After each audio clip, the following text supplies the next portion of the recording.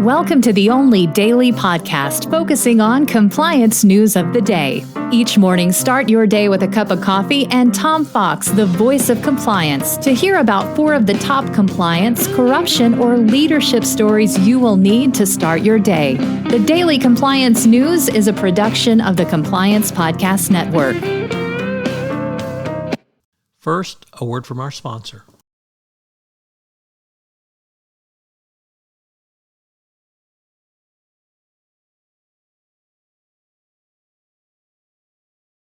The Daily Compliance News for August 19, 2022, the Back Off edition. We begin with that story from the Ohio Capital Journal, a first-time contributor to the Daily Compliance News, as federal prosecutors who brought a sweeping criminal case against FirstEnergy Corp. And former Ohio House Speaker Larry Householder are now asking state regulators to hold off on their own investigation into the matter.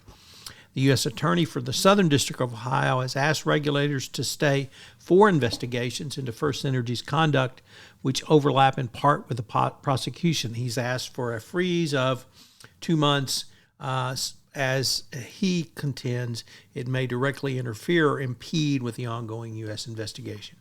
So the feds want everybody else to back off.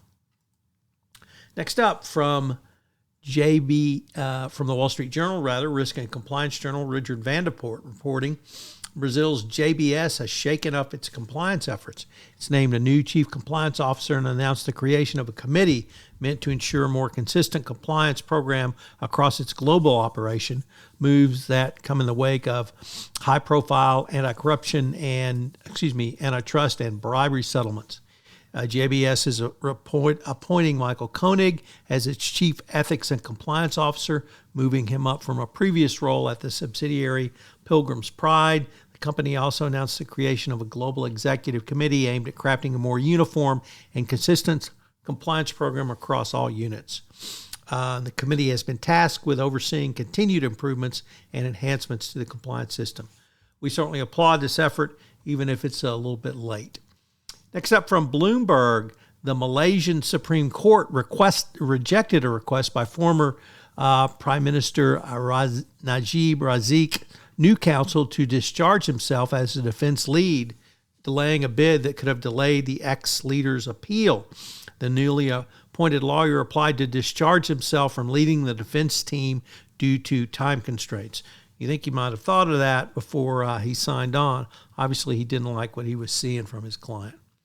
And finally, from Reuters, Ben & Jerry's legal fight with their new corporate overlords, Unilever, sheds light on an issue affecting a growing number of purpose-led brands. How to maintain your identity as a purpose-led brand after being bought by a major consumer company. Well, here's the thing. If you sell your company, you don't own it anymore, and the new owner gets to do with it what they want. And if having a purpose-led company was important to you, you probably shouldn't have sold your company. And Ben & Jerry's is finding that out now.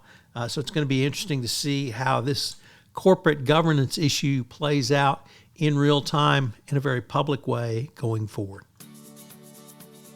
The Daily Compliance News is a production of the Compliance Podcast Network and a proud member of C-Suite Radio. Thanks so much for listening. I hope you'll join me again tomorrow.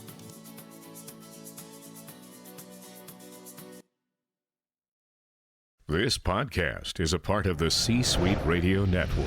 For more top business podcasts, visit c-suiteradio.com.